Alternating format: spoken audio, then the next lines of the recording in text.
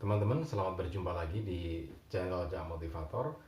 Dan untuk episode kali ini, saya akan berbagi informasi tentang jamur janggal jagung ya.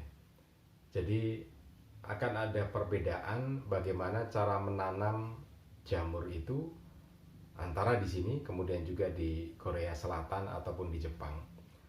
Nah, ini pertama kali muncul ketika waktu itu kita sedang menggiling janggal jagung itu, kemudian ada yang bertanya, eh, janggal jagung giling kering ini dikirim ke Korea Selatan dan Jepang itu untuk dipakai apa gitu ya. Kemudian kita sampaikan bahwa ini ada dua manfaat. Yang pertama dipakai untuk menanam atau media jamur, kemudian yang berikutnya sebagai pakan ternak. Nah, kemudian ini muncul pertanyaan lagi. Nah, kalau kita mengirim ini ke luar negeri untuk dibikin sebagai media tanam jamur, nah kenapa nggak dicoba di sini kan gitu. Nah, ternyata setelah kita lihat memang banyak masyarakat kita yang menanam jamur itu dengan menggunakan media janggal jagung itu ya. Cuman perbedaannya begini, kalau yang ada di sini ditanam di tempat kita ini kebanyakan menggunakan cara-cara tradisional, yaitu memakai kumbung gitu ya. Nah, cara-cara tradisional ini tentu punya kelebihan dan punya kelemahan kalau dibandingkan dengan teman-teman yang ada di Korea Selatan yang menggunakan teknologi, kemudian juga mengandalkan laboratorium gitu. Sementara kalau kita kan tidak mengandalkan laboratorium, hanya individu masing-masing. Nah, dari beberapa catatan ini maka muncul perbedaan. Nah, kita ingin menyampaikan apa sih perbedaannya dan di mana gitu ya, sebagai satu upaya kita untuk belajar lebih baik lagi. Karena kita sebagai negara berkembang selalu saja ketinggalan paling tidak 10 tahun ya, 10 tahun gitu ya. Nah, ketertinggalan apa saja itu yang akan kita buka di sini. Oke, untuk teman-teman yang baru saja bergabung di channel kita, yang belum subscribe, jangan lupa subscribe terlebih dahulu, kemudian tekan tombol loncengnya supaya Anda selalu mendapatkan notifikasi atau informasi jika channel ini mengupdate informasi atau videonya, dan itu tambahan ilmu untuk teman-teman. Selain itu juga jangan lupa tekan tombol like dan share video ini ke teman-teman Anda, baik di komunitas medsos, Facebook, kemudian WhatsApp ataupun komunitas-komunitas Anda yang lainnya. Siapa tahu teman Anda sedang membutuhkan informasi yang ada dalam video ini. Baik teman-teman, segera kita ke materi inti pembahasan, yaitu perbedaan antara media atau cara menanam jamur di sini dengan yang ada di Korea Selatan dan di Jepang. Kita mulai dulu dari yang di sini ya. Jadi kalau menanam jamur janggal jagung sebagai medianya di tempat kita ini, maka cara menanamnya juga sangat tradisional sekali. Kita menggunakan kumbung itu ya, yang terbuat dari glangsing, kemudian janggalnya dibiarkan utuh gitu, dibiarkan utuh dan kemudian ditebarkan di kumbung itu satu lapis pertama gitu ya. Kemudian di atas lapisan yang pertama itu ditebarkan bekatul, kemudian juga campurannya dengan urea dan ragi gitu ya. Nah, itu sebagai ini apa? Tumbuhnya jamur nanti. Kemudian dikasih lagi lapisan yang kedua, masih janggal jagung keringnya itu ya, kadar air 15% itu. Kemudian dikasih ini apa, dikasih tadi campuran bekatul, kemudian urea dan ragi, ditebarkan itu sampai rata, kemudian disiram pakai air ya, bisa air murni biasa itu ada sumur atau campuran dengan air kelapa, macam-macam ya, itu rumusnya macam-macam, tapi intinya seperti itu. Kemudian ditutup dengan plastik, diukep gitu ya, diukep dengan plastik, dan kita mengandalkan kelembapannya di situ, suhunya juga, panasnya mengandalkan di situ. Hanya dicek pakai tangan, dimasukkan ke kumbung gitu, kemudian ditarik lagi, oh tangannya sudah hangat, berarti sudah memenuhi syarat kan gitu.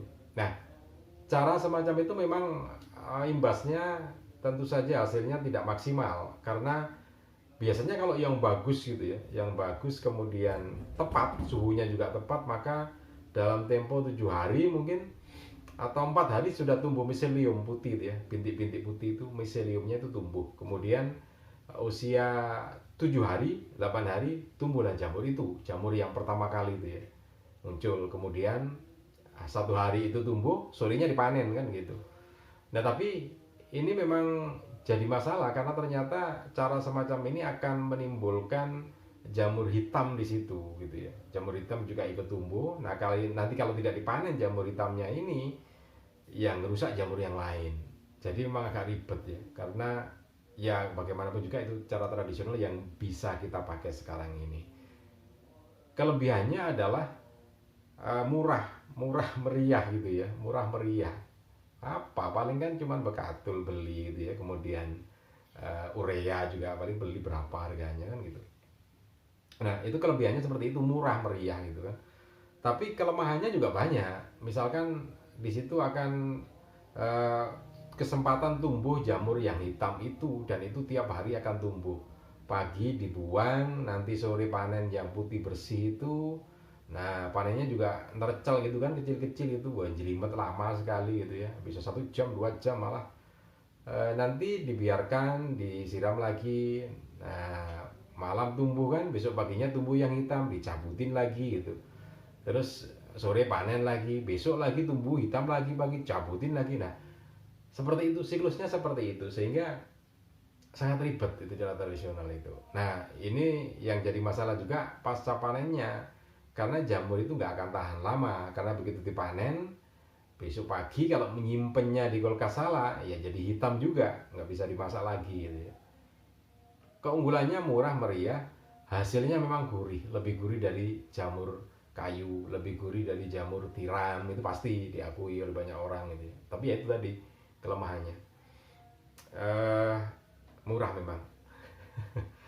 Nah itu yang pernah kita coba, kemudian ya beberapa bulan ya, akhirnya kita selesaikan, ya sudah selesai gitu, nggak bisa dilanjutkan gitu ya. Nah itu yang ada di sini. Bagaimana dengan yang ada di Korea Selatan? Beda lagi. Kalau di Korea Selatan teknologinya sudah cukup maju, bahkan 10 tahun yang lalu sudah cukup settle bisnis atau menanam jamur ini dibandingkan di tempat kita ya. Tahun 2000 bahkan 20 tahun yang lalu orang di Korea itu sudah biasa mengkonsumsi jamur. Jadi jamur itu menjadi makanan atau sayur sehari-hari yang dimasak sedemikian rupa, nikmat gitu ya rasanya, sehingga banyak yang suka. Tersedia banyak di supermarket gitu ya. Kelebihannya seperti itu. Kemudian cara nanamnya juga beda. Kalau di Korea Selatan itu media jamur itu dipakai atau digunakan menggunakan ini apa, eh, janggal jagung giling ini yang sudah kering ya, kadarnya 15% airnya itu tidak dipakai untuk ini apa, hanya seperti kita itu hanya janggal gitu, enggak. Itu bahan campuran, jadi sekian persen itu menggunakan janggal jagung giling, kemudian persentase yang lainnya digunakan media-media yang lainnya, dicampur di situ. Kemudian tempat tumbuh jamurnya juga seperti pabrik, nggak seperti tempat kita kumbung gitu, enggak, pakai pabrik ruangan gitu, ruangan yang ventilasi udaranya diatur sedemikian rupa melalui komputer, kemudian dikontrol suhunya berapa, kelembapannya berapa gitu ya. Nah semuanya dikontrol melalui komputer, sehingga dengan cara semacam itu hasil jamurnya besar-besar gitu ya, tidak seperti jamur jungle di tempat kita kecil-kecil, di sana besar-besar. Kemudian juga cara panennya juga simple, cuman dicukit gini, dipotong gitu sudah, dan jamurnya besar kan ya, dipotong selesai gitu ya.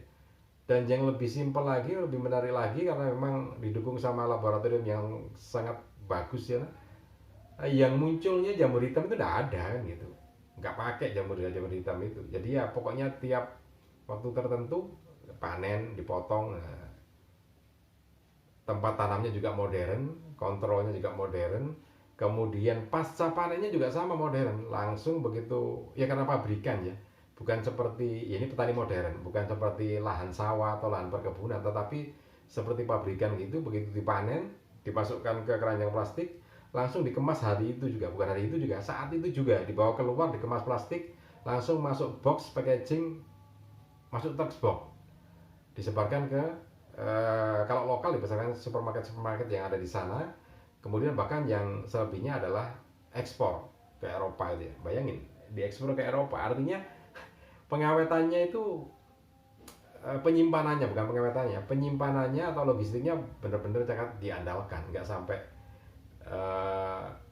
rusak di jalan gitu ya. Sampai ekspor itu kan berarti jamurnya sendiri sudah kuat, kemudian packagingnya juga sudah bagus, transportasinya juga sudah cukup bisa diandalkan, sehingga semuanya clear. Nah itu bedanya ya. Kita selalu gagap tertinggal 10 tahun atau 15 tahun itu. Kemudian contoh yang lainnya, kalau kita ini gagap atau tertinggal, sepatu roda itu 2015 2016 ramai di sini kan, yang bagus itu ada lampunya juga, itu menarik itu. Nah itu di Korea tahun 2000 tahun 2001 booming, setelah itu hilang. Nah di sini tahun 2015 ya selalu ketinggalan dengan teknologi dan penelitiannya. Oke lah, itu mudah-mudahan informasi itu bisa bermanfaat untuk kita, supaya kita bisa lebih maju lagi dan lebih banyak penelitian, lebih banyak lagi inovasi-inovasi untuk kemajuan masyarakat dan bangsa. Oke, mudah-mudahan ini bermanfaat untuk Anda. Salam dan sukses selalu untuk Anda.